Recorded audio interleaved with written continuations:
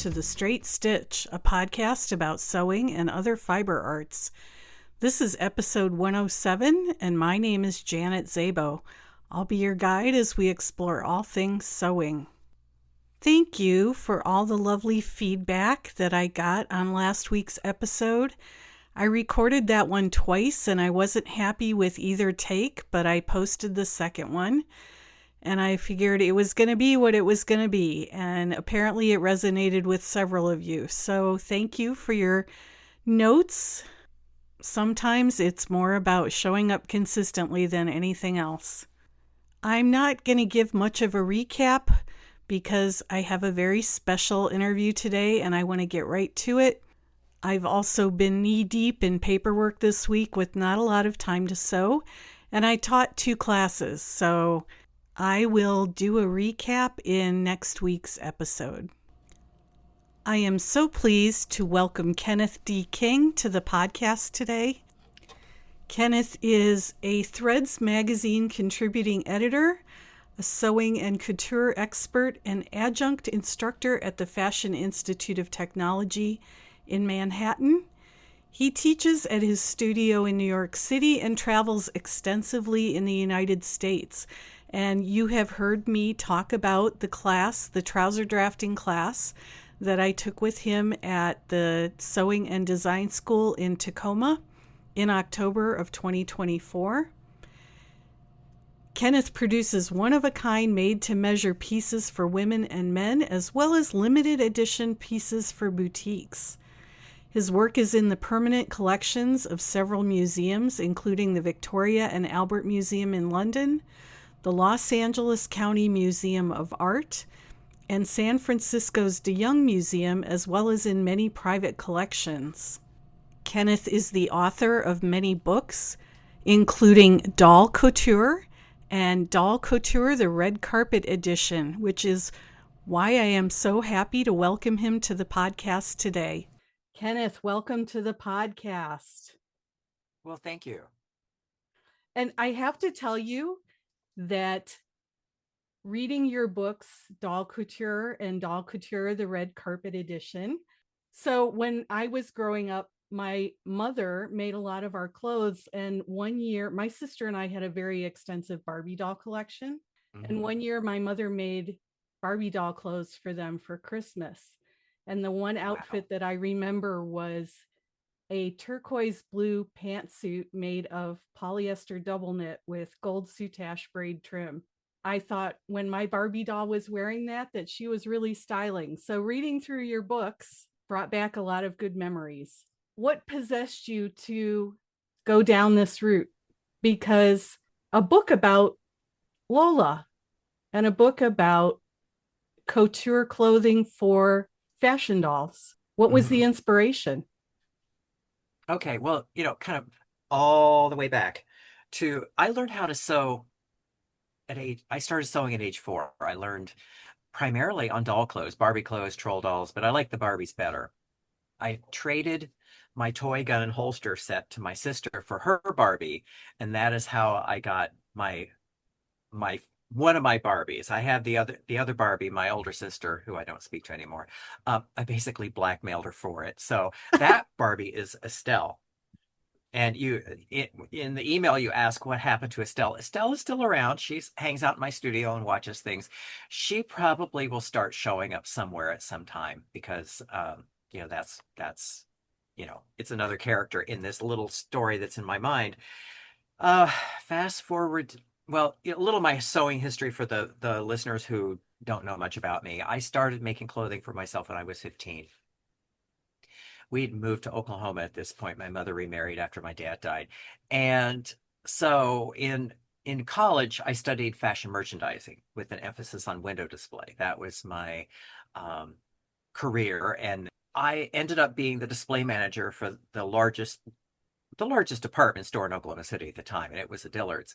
Then a guy I met at Dillard's moved to San Francisco, and he eventually hired me as his assistant. That's how I got out of Oklahoma, and it was the happiest day of my life up to that point. I've always sewn, and I kind of have dipped my toe into Barbie clothes here, there, and yonder.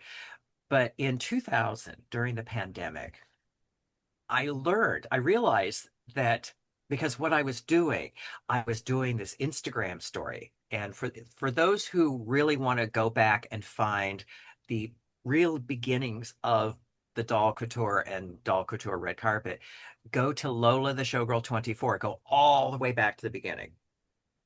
Because I did this whole thing um, with Crazy Bella. Now, where Crazy Bella came in 2019, I was making doll clothes for my niece in Australia, and so I was posting them on Instagram, and I got a contact from the fashion editor of New York Magazine. She said, "We love what you're doing.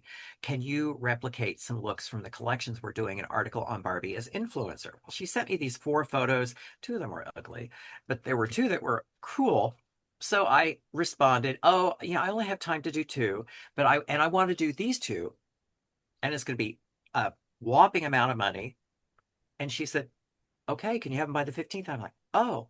So I turned it into the top secret project. So the doll that I was using for the Instagram posts, I called my assistant, and that is her name, my assistant. In my mind, she was the star of the show. So moving along after that, the article came out, I was making more clothes, and I had this headless body that looked really weird, and I was posting some photos, and I thought she needs a head. So I went to my box of doll parts, and there was this head. I popped it on, and the words "Crazy Bella" came to mind, and I thought, okay, Crazy Bella. So that's where Crazy Bella began. Now, after I posted that, one of my Park Avenue gals, who her career, she was in PR for Cartier and LVMH for a number of years. She called me. Now, she doesn't normally call me for things like this. She called me and she said, "You lock that down. Crazy Bella is going to be a big deal. You lock her down." So I thought, okay, whatever. In 2020, when I was locked in during the pandemic, I don't know how it was where you were, but in New York, we were all locked in. And so I started the Crazy Bella blackmail story. She was up on the roof um, doing the tar beach, which in New York back in the day, you went up on the roof to get your sun instead of going to the beach. And she thought it was entirely private, so she took off her bathing suit. Well, there were these two guys in this tower across the way with a telephoto lens taking photos of her without her bathing suit, and they sent her blackmail. Now, and if anyone wants to see it, go all the way back and you can follow the whole story because that that was just how I kept myself from going crazy because see, I don't do drugs, alcohol, or I don't smoke. I had to have something. I had people calling me and texting me asking me, "Are you okay?" No, I'm not. This is how I'm getting through this. And I realized that one of the things that I did when I was a kid was to escape was to create these stories. Fast forward to 2022, I was having tea with the CEO of Taunton Press, name is Renee, and I was just spitballing because follows my Instagram. I said, what would be really cool is to do a Crazy Bella story of selling it. She said, okay. And I sat there like, "Ooh." And she leaned in and she said, "I'll have my people call you." That is how Doll Couture, the story of Lola. There's some other words, but for me, it's the story of Lola. Now, Lola was the subject of the Barry Manilow song. And if you remember at the end, she drinks herself half blind. She lost her youth and she lost her Tony. Now she's lost her mind. I picked the story up there and I carried it forward.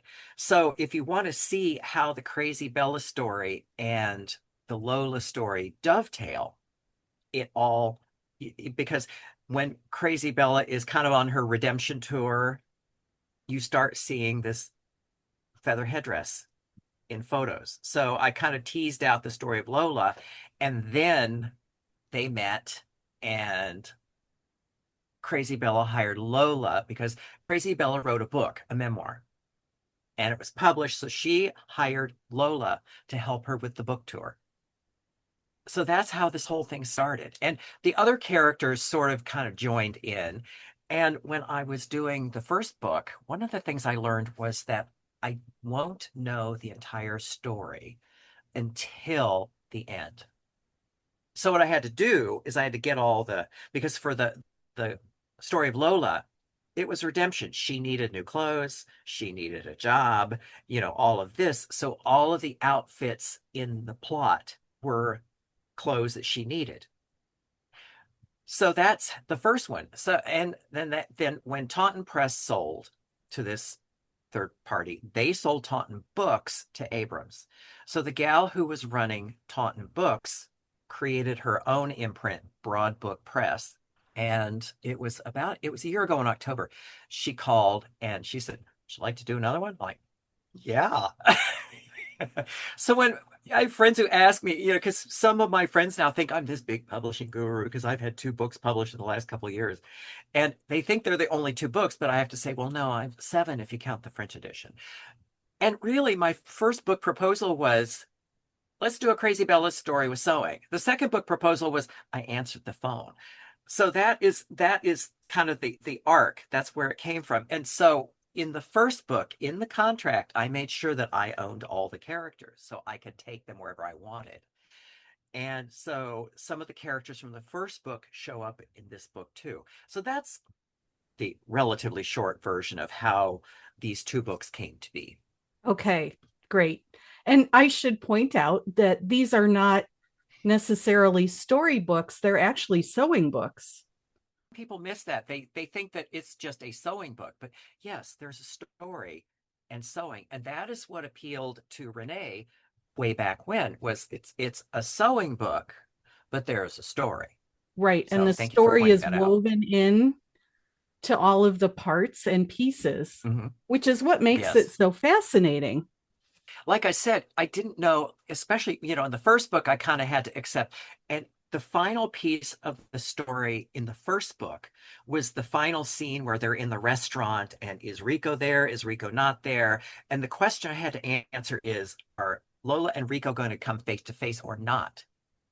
And it was only like 6 hours before I turned in my piece of the manuscript that I figured out that no, they're not. So, with this book, I just had to accept that, okay, I'm not going to know what the story all looks like until the end. So when we were having talks on the red carpet book, I said to Jen, who is the head of the publishing company, there has to be a story. It can't just be 10 looks lined up. So I said, okay, Crazy Bella's going to come back. She's going to be the MC on the carpet for the event. And each of the different people who comes down the red carpet, there will be like a little character sketch, and then there will be the how to. So it's a story of an evening, a red carpet event. And some of the characters from the first book show up in the second book, like the triplets. The And you Orloff have, Valinsky triplets, Crazy Bella, Medusa. right? Um, I think it was in the first book. You mentioned Simone, who was your teacher in San Francisco. So I was yes, wondering, were any of those characters based on real people? Crazy Bella she's sort of a composite. She has this very non-linear timeline. She worked in the Red Cross during World War II. She was a showgirl at the Folies Bergère. She sang at the Café de Paris. We find out in this book that she is working undercover for the MI5 in the UK, and that her little sports car has a rocket launcher in it, and I show that. So, yes, so she's a composite. Others like Medusa. Medusa is inspired by the opera singer Leontine Price. So the Orloff Valinsky triplets are kind of a mashup between the Gabor sisters and the Del Rubio triplets. Um, so the others, Maggie Prescott, uh, if you, because see, I have to explain these references to some people because I like old movies. Maggie Prescott, if you've ever seen the movie Funny Face with Kay Thompson, Fred Astaire, Audrey Hepburn, Kay Thompson in that movie plays a character somewhat like Diana Vreeland from Vogue. And so her character's name is Maggie Prescott, and the magazine is called Quality Magazine. So that's where she comes from. Now, another character, Crystal Allen, if you've ever seen the movie The Women, 1938, Crystal Allen is the wife. She's the other woman. She's the villain of this thing. And you see her famous quote, well, I guess it's back to the perfume counter for me. So, there's that's where that character came from. Daisy Wesley is just she's kind of an invented character. I needed another because we needed 10 outfits. So she, the doll is Asian, but I didn't want to make an Asian-y sounding name because I didn't want to sound racist. So I just used the drag queen formula, your pet, the name of your first pet, and the street you lived on when you were a kid, Daisy Wesley. And her friend Kirk Demont. Kirk Demont in the kind of the Crazy Bella, my assistant universe, was Crazy Bella's assistant. And he got his name from a friend of mine, Stuart, who said his name is Kirk. So some of them are based in film references. Some are just kind of invented out of whole cloth. Ambrose Freeman is inspired by Billy Porter, the Broadway character. So that's where these people came from. Can we talk a little bit about the sewing? Okay, well, let's see. First off, the the pattern making. The pattern making, whereas, there are people who don't want to make a muslin, I would say your fashion fabric is your muslin if you don't make a muslin. In human sized garments, I generally can nail it in 3 muslins. In this 1/6 scale, it's easily 7 because a 16th of an inch can throw something off. Now, I mean, you're making, you don't have to burn through a lot of fabric or time to do it, but still, the thing is, I just accept, I accept that there are a minimum of 7 muslins. That's just it. Then, as far as the sewing and the how-to section of it, there are 2 garments. The first garment I make because I want to proof the pattern, and the second garment I make and I photograph all the steps as I'm making the garment. So as far as step outs, I don't make separate step outs. It's just I photograph it all along the way and then pull out the photos. So I write the how to like I write articles for Threads. That's how I work for Threads. Um, so now the 7 muslins, the whole thing. The outfits that took the most time, believe it or not, were the tuxedos. That was 3 months to come up with all those patterns because there's a thing in sewing called turn of cloth. And turn of cloth works in 1/6 scale as well as it does in full scale. What I had to end up doing is I ended up making 10 tuxedos after I did all the muslins because when you introduce the variation of fabric, then you get there's some unexpected things that come up. So, that, like I said, that took 3 months to get all those tuxedos done, but it was well worth it because one of the things I strive for with the patterns that you get in the book, and one of the things we did with the book is we have the patterns and then we have a QVC code so that you can scan the QVC code and you can get a download of the patterns. So if you want to print them in full scale, you can take them to a printer or whatever. But I didn't, I wanted to make sure the patterns actually worked because there's nothing more dispiriting than getting a pattern that doesn't fit together. So that's, and as far as sewing, there are the order of construction for 1/6 scale garments is a little different than it is for human scale garments. So it looked like on some of them, well, first of all, it didn't look to me like you were skimping on couture techniques. No. If someone maybe wanted to learn some couture techniques in kind of a non-threatening way, rather than, making a human scale garment, they could make a 1/6 scale garment. Yes. But it looked to me like you were actually sewing the seams first and then trimming so that Yes, absolutely. you weren't sewing very tiny seam allowances. Yeah, and see, this is where, the little patterns, because when I was a kid, probably long before you were born, they made garment patterns and they added the 1/4 inch seam allowances, and those clothes always looked homemade because everything stretched. And in couture, you work with a wide seam allowance. My teacher Simone always taught us like nothing under an inch. It was an inch and sometimes 2 inches, depending on what you were working on. Part of that was it makes the fabric go through the machine more easily. Part of that is it keeps bias from stretching and it keeps distortion from happening. So that is one of the things that I decided to do in these small garments because, it's not like you're wasting a lot of fabric. These are 1/6 scale. So yes, and marking, proper marking is key. Um, you need to know some of your hand stitches. There are some things like using organza and using nylon tulle to face things. These are things that you could actually adapt from the book into actual human sized garments. What kind of historical, you mentioned that you like to watch old movies. I'm thinking of Mhm. Ambrose's costume Oh yeah. in Mhm. particular.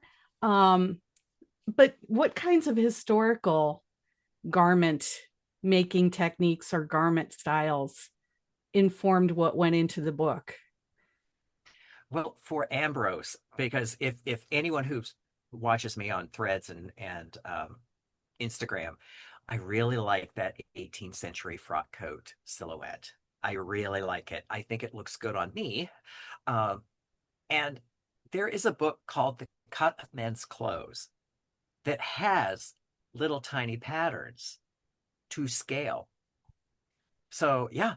And one of the things, because I'm kind of a nerd, I wanted to it this is just one of my Sunday projects one time. They have the pattern drawn and they have a little scale ruler, which I assumed was metric, and it turns out that was correct.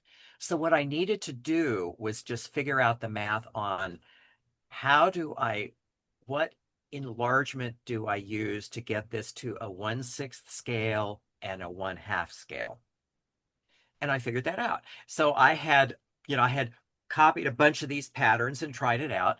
So I had in my research, I had the book and I had the patterns. So I just pulled that out of my research.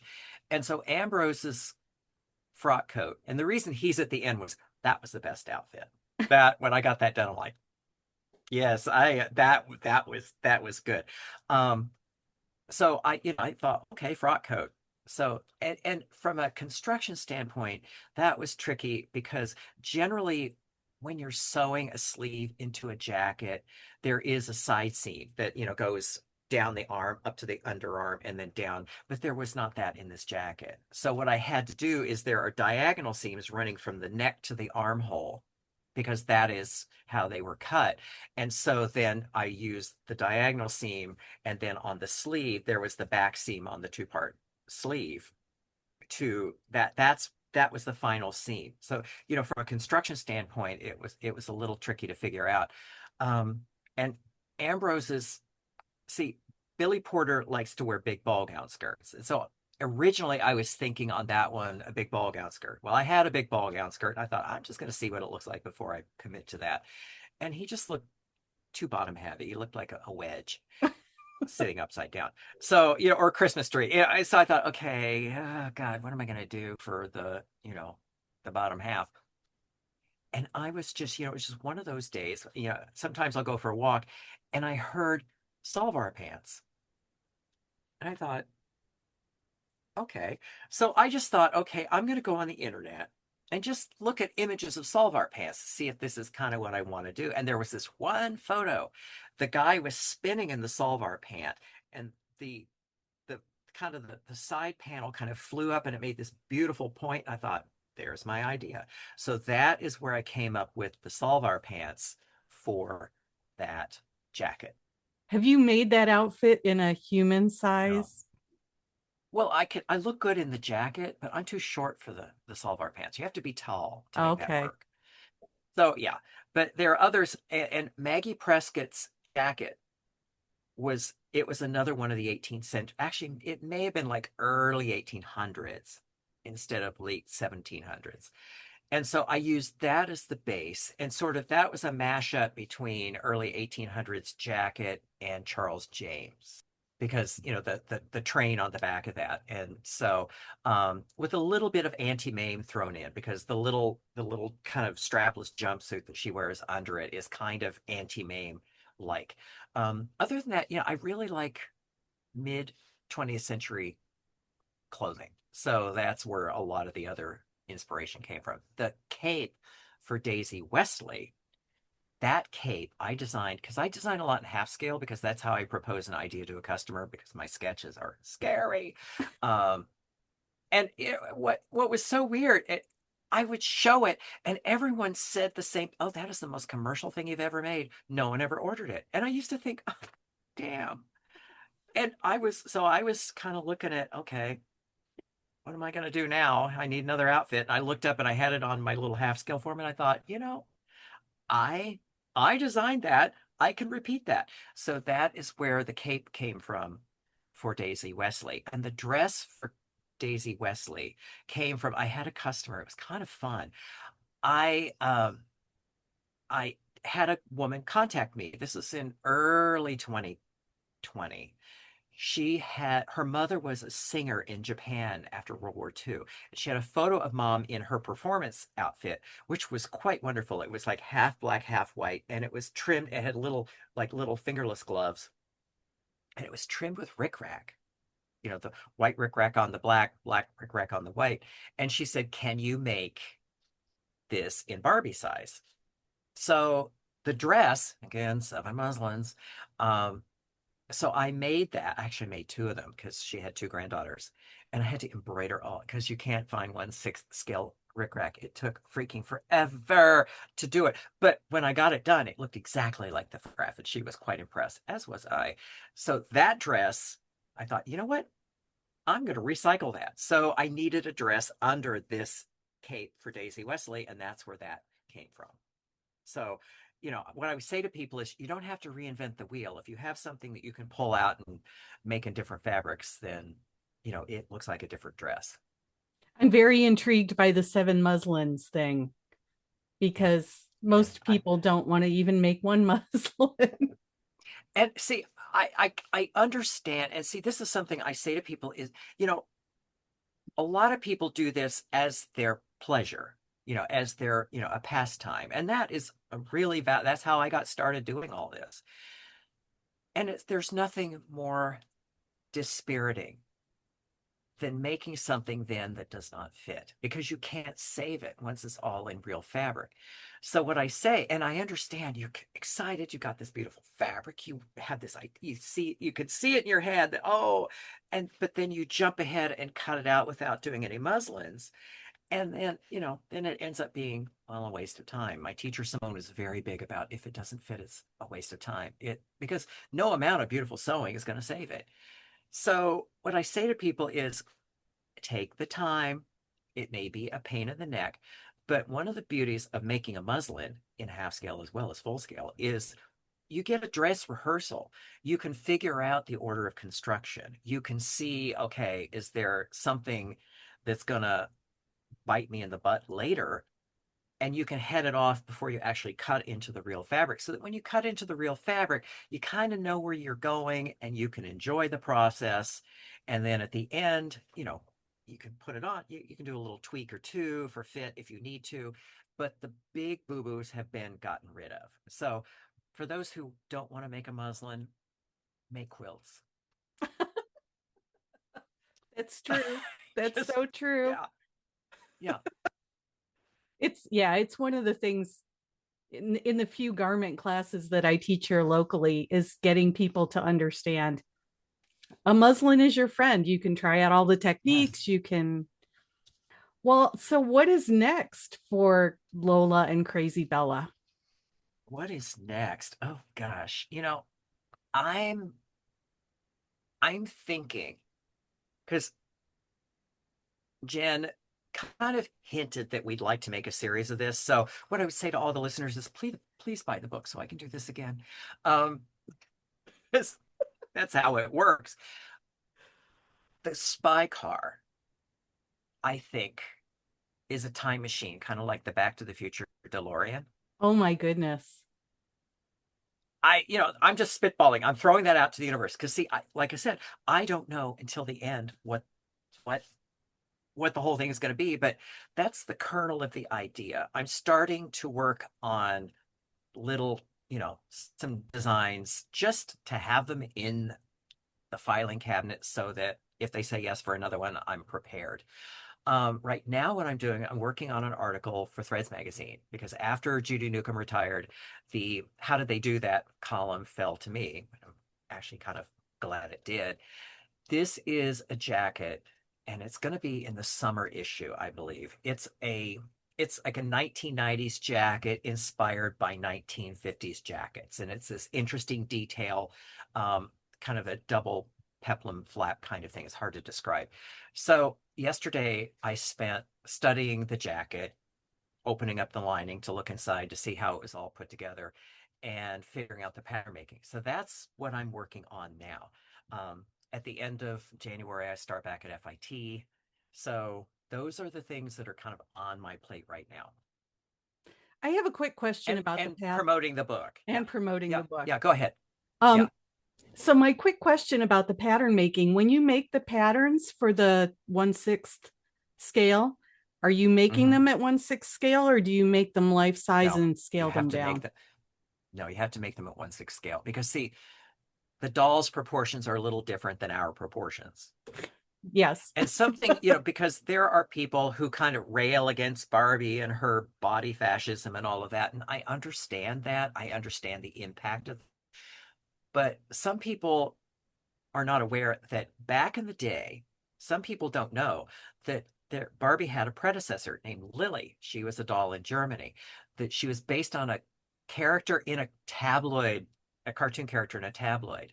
And Lily was a bosomy gal who she was a good time gal who liked gifts from older men. Some people would say she was a hua, but no, she was just a good time girl. She never met a millionaire she didn't like. They made this doll. Mattel saw the doll, and that if you put the two side by side, you can see it was pretty close. Um, so what they the reason the waist was so artificially small in relation to the bust and hips was human scale fabric. Because if you put a garment on, like for example, a little pair of shorts, her waist looks in proportion to her bust and her hips. But if you made her waist in proportion to her bust and her hips, she would look straight up and down, which is not what you're going for. So, that's um that's why that is. And I understand that it has caused all sorts of people grief. And I get that. That said, I have to make the patterns in 1/6 scale because I just want to know what I'm working with. So can you tell us your Instagram for Lola again? Okay. My main Instagram is Kenneth D. King. Lola's is Lola the Showgirl 24. So what I do is I'm starting, with promoting the book, I'm starting to post and I will post to Lola the Showgirl 24 and then put, it'll be a collaboration between the two accounts. So you'll find me one way or the other. Um, so that's how I connect the two. But Lola, because it was said to me when we were doing the last book, Lola needs her own Instagram account. And I just think that's a good thing. I have a soft spot for Lola. I was a Barry Manilow fan, so Oh, I do too. And the doll, because people wonder about the headdress was bolted to her head. That's why I bought that. That's why I bought that doll. Because and when I saw her, I said, her name is Lola. She was a showgirl. And so I kind of kept her. She made one appearance early on my Instagram, but I kind of kept her out of public view because I thought I need to save her for the right time. And when the book came out, this was the right time. So now you in your notes you said you talked about the sketches and my husband Andrew. yes, absolutely. Let's talk Okay, about that. first off, he's my husband. 10 years, 10 years on Friday the 9th of January. We are Congratulations. Thank you. So the evening of the 8th, because we got married at the Gramercy Tavern in New York City. So we are going back to the Gramercy Tavern for our anniversary dinner. So now my husband, Andrew, and you'll see his photo in on the back flap of the book. Andrew had a career doing costume design on Broadway for 25 years, and he has some considerable credits.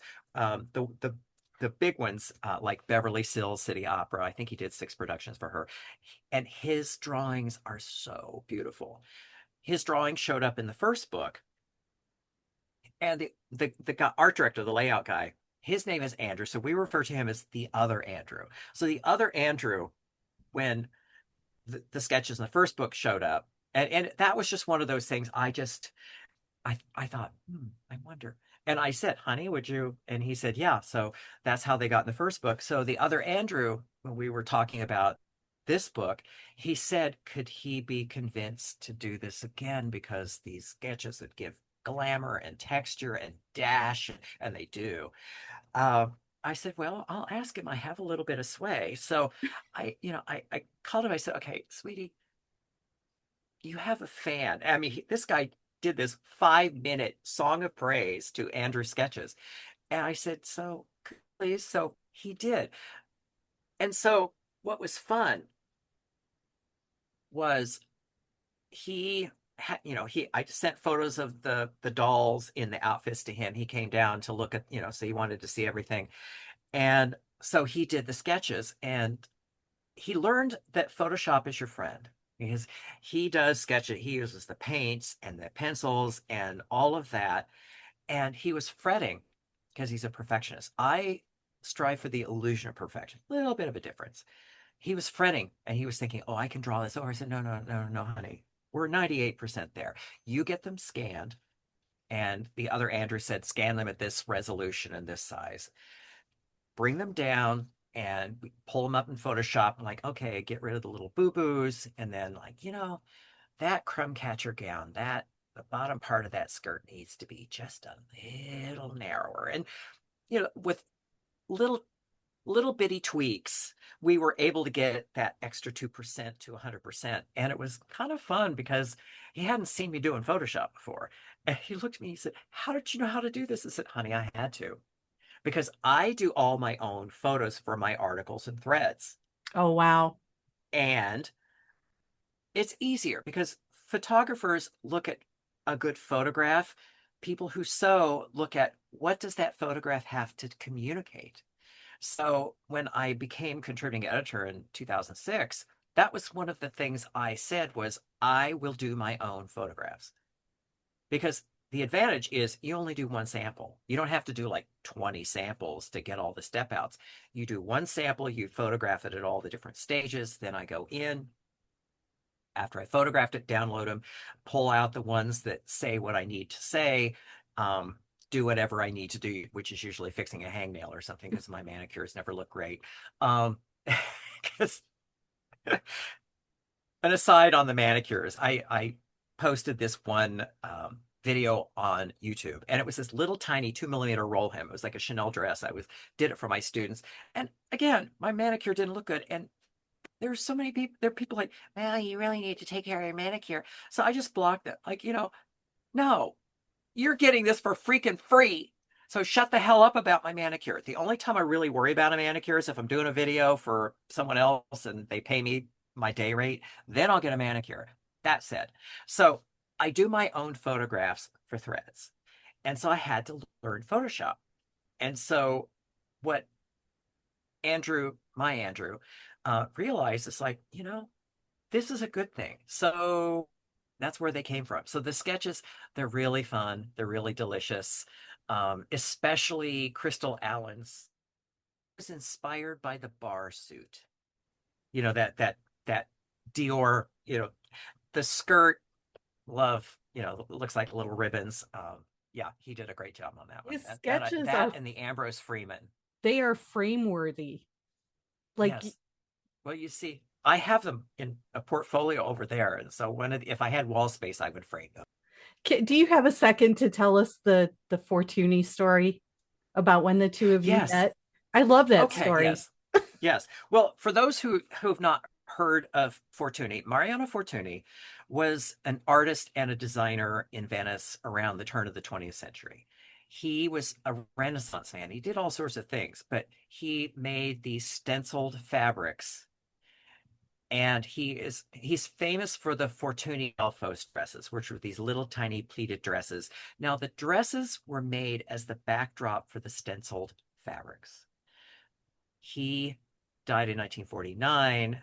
The woman who the Fortuny people refer to as the Countess, the widow Fortuny, had her buy the business because she committed to making the fabrics the same way, to keeping that all the same.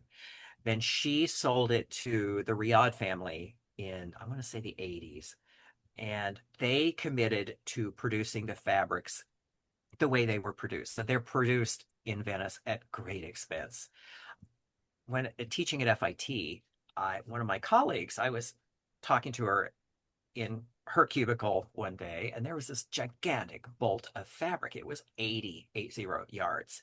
And the thing that kind of got my attention was sometimes on the Fortuny printed fabrics, because they still print them as they were printed. And they're like whoppingly expensive. At the time, this is like what, 10, well, it's actually more like, God, I can't believe 15 years ago, 350 a yard wholesale. So, twice that easily. You need a muslin. There was yeah, more than one. Yeah. And so I saw on the back of it, I saw this border and I thought, that can't be what this looks like. And I started getting a little excited, and I went over and I unrolled it, and there was the Fortuny stamp on the selvage. So I said to my colleague, Juliet, do you know what this is? She said, no. I said, this is Fortuny. She said, oh, whatever. I said, okay, I like you, so I'm going to tell you what this is. This is a big damn deal, and you have 80 yards of it. And she said, oh, just take it. I'm never going to make it up. So I threw that damn bolt over my shoulder and I ran. I hailed a cab. I'm getting out of here before she changes her mind. Because do the math, 350 a yard, 80 yards. I still have that stuff. I still have about half of it. So I made a pair of jeans because I could, because I have 80 yards of it. And when I wore the jeans to class the first time, my students were just kind of, oh my God, professor, what if you tear them? I said, I can make another pair. I have plenty of this left over. So I was going to an event, Penn and Fletcher, which is an embroidery house in New York City. I've known Ernie forever. Ernie, it was a visiting dignitary from London, and there was going to be free food and embroidery. And I thought, okay, free food, yay. Um, so I thought, if any group would understand the Fortuny jeans, because in New York, every now and then I'll wear them, and so there will be the eye contact, and they'll look at me like, "Is it?" And I'll just nod because it is. Um, so I was looking good that day. I had on this great jacket, my cashmere turtleneck, and my cool boots, and my Ferragamo sunglasses, and my Fortuny jeans. So it's kind of this Devil Wears Prada moment where the elevator door opened, and I took off my sunglasses and I stepped out into the showroom, and this rather nice looking man walked over and he said, "Is that real Fortuny?" And I looked at him and I said, well, as a matter of fact, it is. Who are you? And that is how I met my husband. So when we got married, I wore Fortuny on my wedding day, and I even had shoes made to match. What a great That is the story. Fortuny story. That's Yeah. awesome. And, I have never had, because I was single for a good long time, and I had plenty of opening lines, but that was the first. Is that real Fortuny? Well, That's thank pretty you for unique. asking. Is there anything I've missed? Oh, gosh. What I would say to people who have like a grandchild or child, or know of a neighbor kid who's kind of an odd duck, who has an odd hobby, what I would say to them is encourage it. Because there was, in the first book, when I turned in my manuscript, because Judy was editing the first book, I was kind of off and running because I don't tend to stop and savor things. That's a lesson I need to learn. I was kind of off on how can we promote this? And she said, just stop for a moment. Stop. She said, look at what you just did. Look at what you just did. Because if you read the intro in the first book, I talk about this, because really making clothes, I was bullied for it when I was a kid. She said, you created this from something that you were bullied for. And I kind of got a little dizzy and I had to go for a walk. And I went for a walk and I remember looking around Union Square and I thought, that little boy from Kansas who got bullied for playing with dolls and making doll clothes got himself first to San Francisco and then to New York. And he got someone to pay him a big, fat, whopping amount of money to do what he got bullied for. So, what I would say to all of you listeners out there is if you know a child who has something like that, it doesn't have to be sewing, it has something that they are just completely engrossed in. And, especially if someone's bullying them for it, stand up for them because you don't know where it's going to turn out for them. And tell them, have them listen to this even, that, those things that you really love, first off, they're going to feed you spiritually just for yourself, but they could go out into the world and help other people. So I guess I would leave you with that.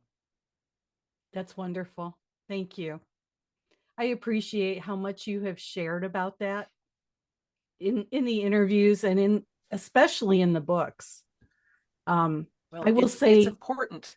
Reading Ambrose's story, I Yes, caught some of there are parallels. there are, yeah, The I caught that. Harry is a real person. Harry was my mother's lawyer. And the things that I talk about, Harry, that was part of why I was not so, I did not despair. I had people like that told me, hang on. So this is one way I can actually pay it forward to the next generation. And I hope that having this conversation will do that.